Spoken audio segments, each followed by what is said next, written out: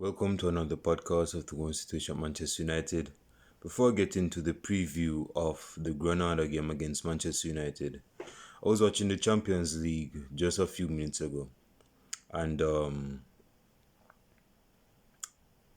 I wonder how we beat PSG in the first game of the group stages last year of this season. I was just watching the game against Bayern Munich and PSG, and it tells me something that and it's something that I've been saying a few times, but not much times as it relates to space. PSG is a very you could say that the French version of PSG is obviously Manchester United in terms of how they exploit space. You notice that PSG had to take off at least one of their defenders just before half time, and they put on a pacey defender in the name of Alfonso Davis. And even when he was on the pitch, Bayern was playing with a high line, you see me? But if you're playing with a high line, if you have man like Mbappe and Neymar, my man is going to run from behind and exploit that space from behind and run in behind and score. So that is something that really, to the detriment of Bayern Munich, it really pained them in the first leg. But this is not the game is not won in the first leg, is it? So you could basically say that PSG won the spoil, they stole the spoils in the first leg, but are they going to run away home with the victory at home against Bayern Munich? So you could say that PSG basically won the war, but they haven't won. No, they won the battle, but they haven't won the war, if that makes sense. The PS, I'm telling you, bro, this year's Champions League is going to be something very special.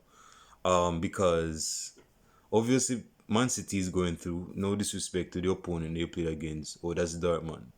Man City is going through. I can say that with full conviction. Man City, I believe that Man City is going to go through. I'd like Liverpool to go through. Let me repeat that. I'd like Liverpool to go through so that they can get trashed. Um, I'd like PSG to go through. Although I've been saying on my Twitter page that Bayern, I'm not really bought on the thought of PSG going through because Bayern is always going to come back, bro. Bayern doesn't sleep. They're like a 24-hour security watch camera. So they're not going to be sleeping on their opposition. Is because they have too much players in a position that can actually win them a game so that they can be in a position of winning the Champions League again. So I don't think it would be good. It would be very delusional and naive for a person to say, yo, although PSG have some strategy to get 3 goals away, I don't think Bayern is going to play as well as they did with other oppositions in either the competition or the season. No, Bayern is still going to play their self play. They're going to still display them self play, and they might even run off PSG off the road because again PSG in terms of their defense because they lost Thiago Silva who was getting of age, and it seems as if Marquinhos got a knock or something like that, or he was too happy that he scored against PSG that he just had to come off. I don't know if that was some calculated strategy, but we'll see what's going on in second leg. So yeah, that's just my brief thoughts on the Champions League because this year's Champions League is going to be very. Wait, did I leave out Chelsea and Porto? Yeah, Chelsea. I can't believe that Chelsea is this far, but they're there. They're above of us the Champions League, so we have to give it to them. Yeah, Chelsea might let's just say this. They might raise a few eyebrows. Literally, they might raise a few eyebrows. And they might raise more eyebrows if Chelsea was to play PSG. Because Thiago Silva used to play for PSG and Tuchel used to manage PSG. No coincidence right there. But we'll see what happened because that's football. Football is all about unpredictability. Now, I'm going to be going into a few Manchester United news before going into the preview of Manchester United against Granada. Manchester United handed triple injury boost as squad for Granada clash is reviewed. So it seems as though three players that were previously injured are now added to the 24-man squad, which would include Juan Mata, Alex Tejes, and Marcus Rashford. Now, this is a chance for Manchester. I've said it before. This is a chance for Manchester United to win not the Champions League, the Euro League. Is me because my man needs credentials under his name at Manchester United. My man cannot be scotch free at Manchester United without winning trophies. That's not how life goes, and that's not what proper clubs should run. Because he's at Manchester United now, Ole Gunnar Solskjaer needs to be putting on. He needs stuff to show for it. He needs receipts.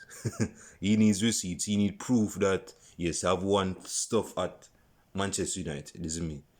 You cannot have man like Arteta at Arsenal that has won at least two trophies, one credible trophy, that's the FA Cup, and you get knocked out at FA Cup, but you have this nigga winning the FA Cup, and he was like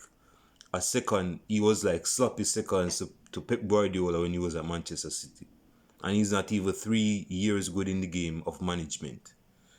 You've been managing since probably like 2009 or 2012 or something like that. Yeah.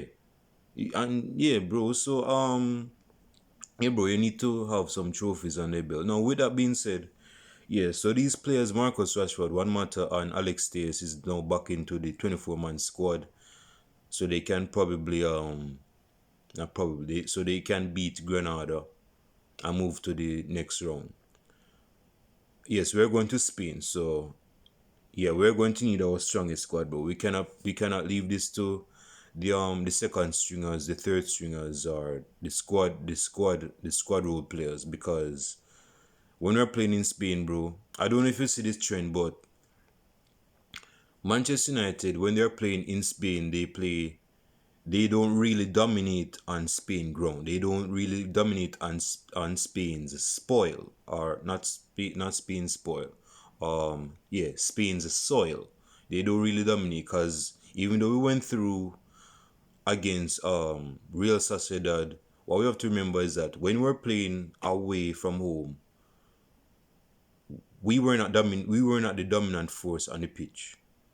You see me? And Real Sociedad had man on toes. What Yanizai had man on toes. You see me? Yanizai had Wan-Bissaka on toes. And Spider-Man really is on toes because he doesn't eat toast. But we supposed to have our strongest squad so we can actually win the EuroLeague. We need something. We haven't won a trophy since 2000 and we haven't won a trophy since 2017. Donald Trump was in his first year of presidency in the White House in the United States in 2017.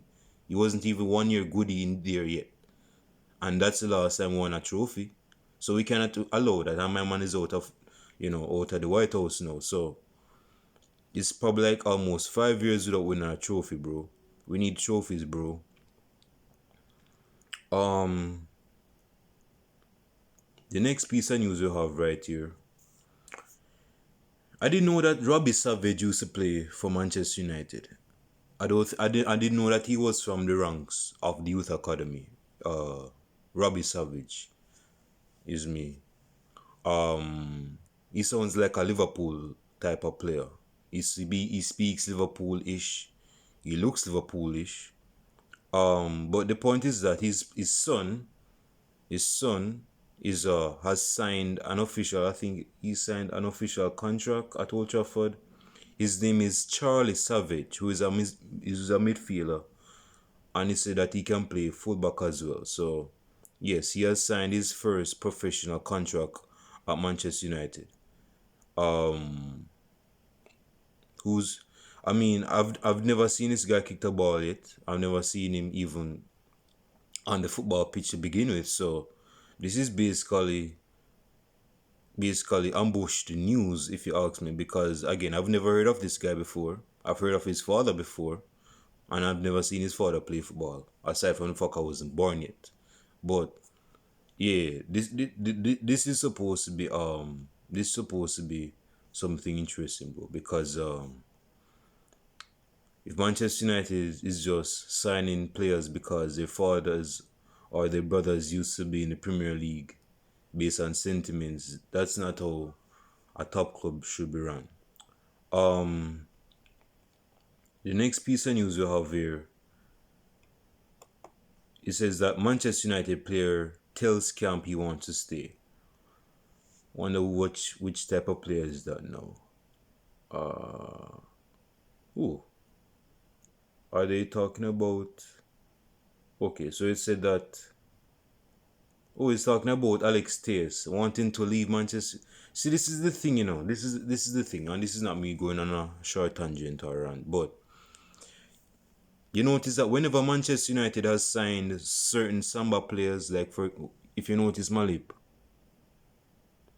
yeah, man, Malip is messed up as you can see. Yeah, you should have seen the other guy on Sunday. I wasn't in a fight. I was actually playing cricket and I was the wicket keeper. And the batsman hit the ball in the air and I was supposed to catch it. But unbeknownst to me, someone else was coming to me. And we basically bumped tight. And here's the funny thing. You might think I was the biggest person in the situation, but he was actually bigger than me. And he was on the floor. I was on my 2 feet. I was on my 2 feet. And I'm like, oh shit.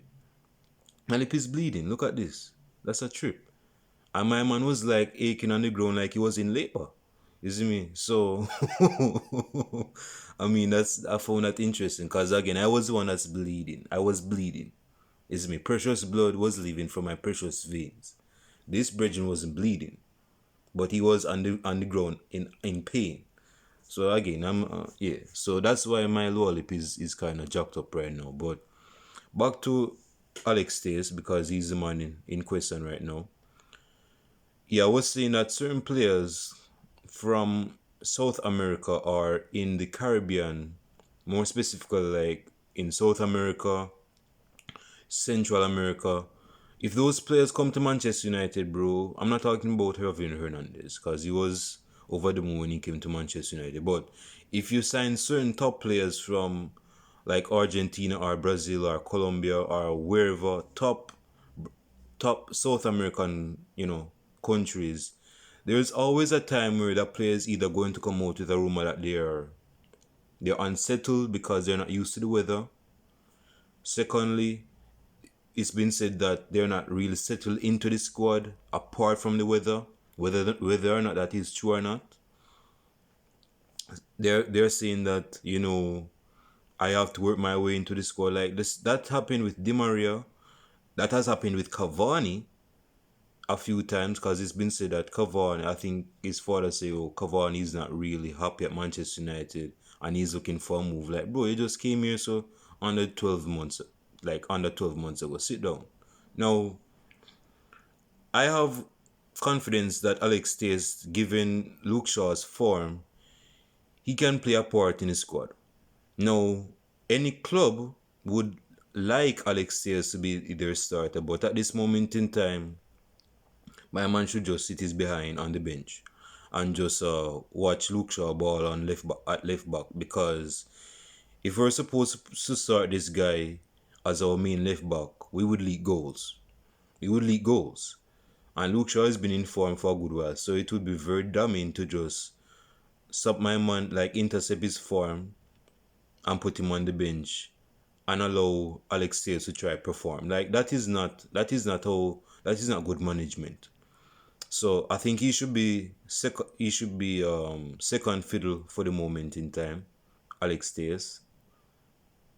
Something's on my lower lip, man. It's burst, man. You should have seen it. It was like a puddle of blood. Yeah, so I don't think my man is going to be leaving this summer. I don't think he's going to be leaving this summer.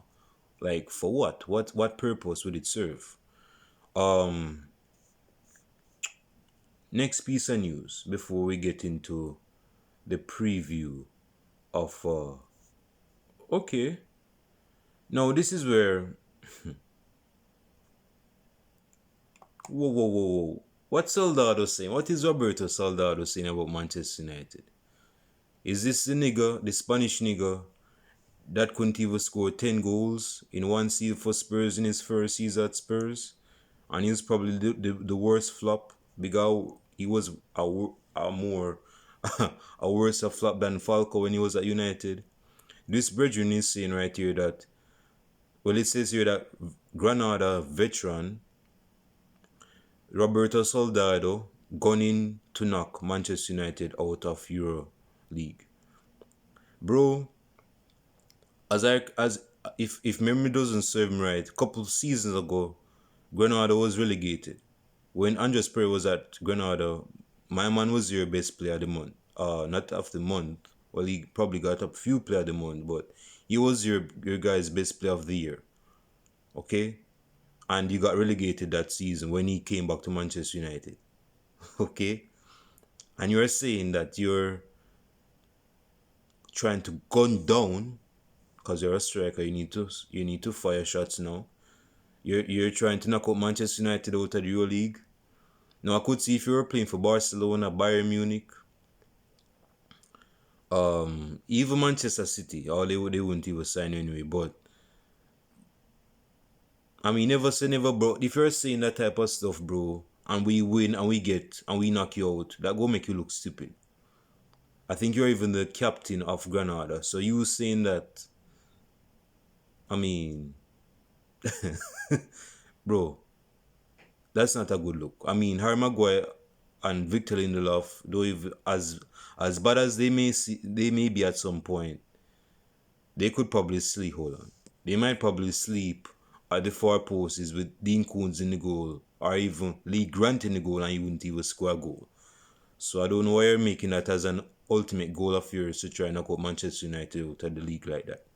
Now, let's move on to more productive stuff. Hold on. So it says there, and this is where I have a few issues. It says here that Manchester United's manager Ole Gunnar Solskjaer welcomes Henderson and David De Gea's rivalry. If you were to if the situation was like this, right? If the situation was where David De Gea was at a different Premier League club, while Dean Koontz, I call him Dean Koontz, while Dean Henderson was at Manchester United, and they were like gangbanging in terms of being the best goalie, the best Spider-Man, in between the sticks, then that's where I wouldn't give you any I wouldn't give you any criticism about that, because they're playing for different clubs in that example. So I wouldn't put away the thought of a rivalry between, again, David De Gea if he was at a different Premier League club, and Dean Koontz still at Manchester United, and you're saying because of their good goalkeeping prowess and them being the best, you wouldn't excuse them being in a rivalry. I wouldn't excuse that, but bro, they're at the same club.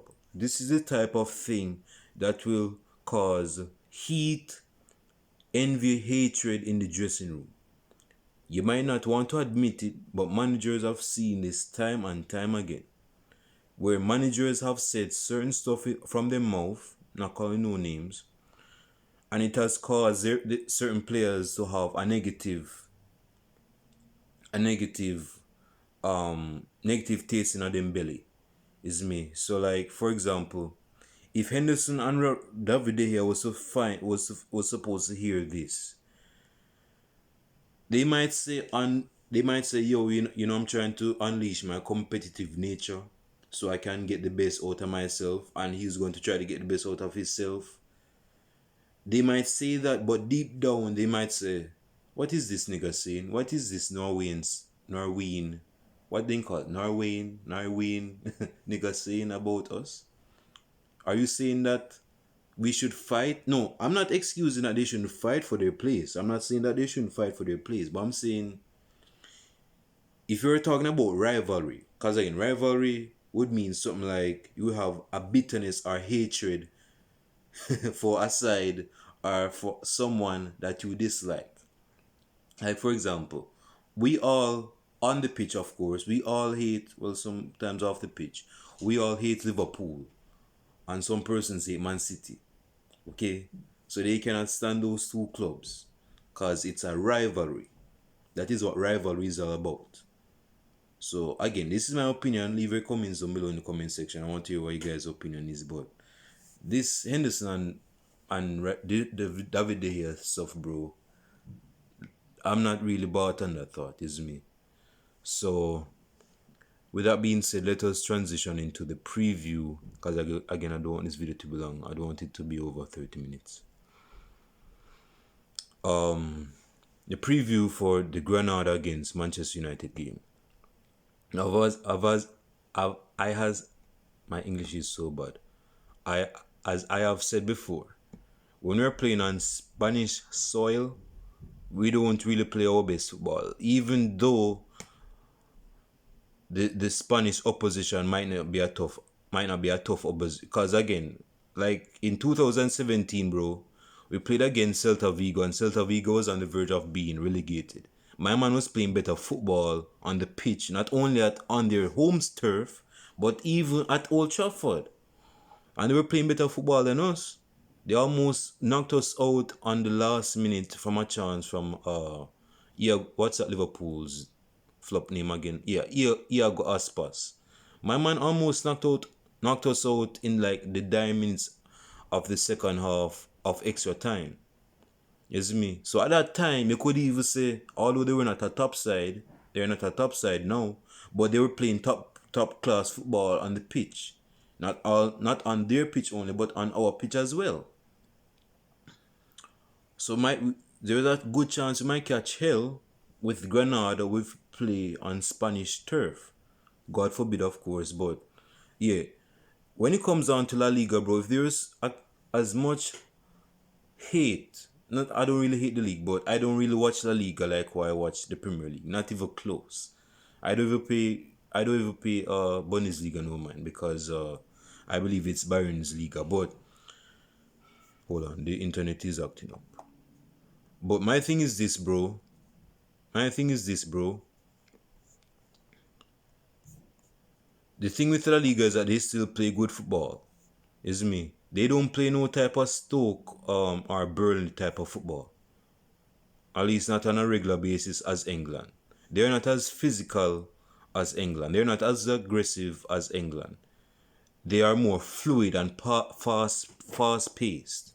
Like they play the ball on the ground way more times than in England. So me saying that there are certain players that should not be playing, that is going to allude to my prediction 11. There are certain players that should not be playing in the starting level tomorrow. In goal,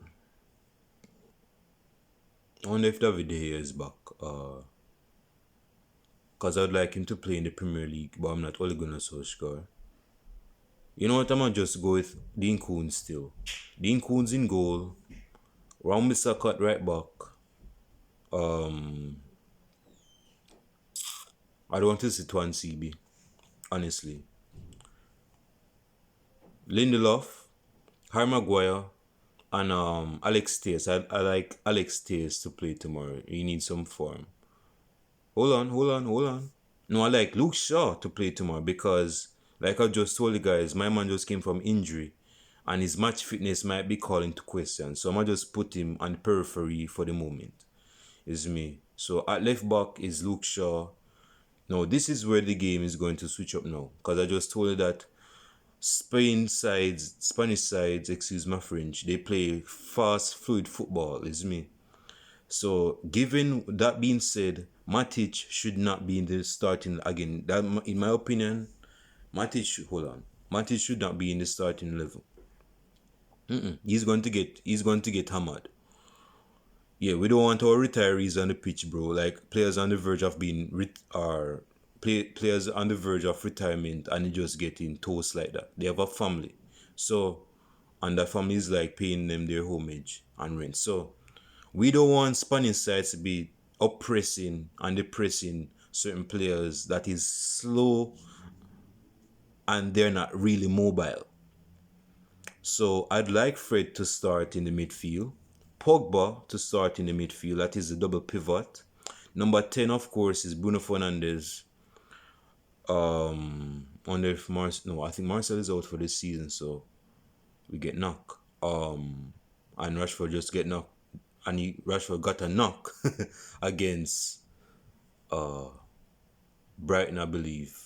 So I think Rashford is still going to start, and Greenwood is going to start with Cavani up top. That's my prediction, and of course, you guys know what's up. So leave your predictions down below on who you believe is going to start for Manchester United. It could be Daniel James on the left wing. God bless your soul. But I mean, if that is your prediction, just put in that information in the description, this section below. If you believe that David here is gonna start in goal, then do that. So my prediction is not going to be a handsome and pretty one because, like I just said, we're kind of behind the eighth ball when it comes on to playing football in Spain. Trends are broken, but we'll see what's going on tomorrow. My prediction is 2-0. 2-0, 2 away goals. I won't say the goal scorers because I think that will happen at some point. So yeah, that's just my prediction, but I don't want this to go over 30 minutes. So again, leave your predictions down below in the comment section. Leave who you think is going to start for Manchester United. And yeah. So I'll shout. I might do a match reaction to my, again. I'm not sure. Depends on the time because I'm a very lazy person. So we see what's going on. So leave your predictions down below in the comment section. Your starting events down below in the comment section. I'll show you guys in the next video podcast. Peace. I'm gone.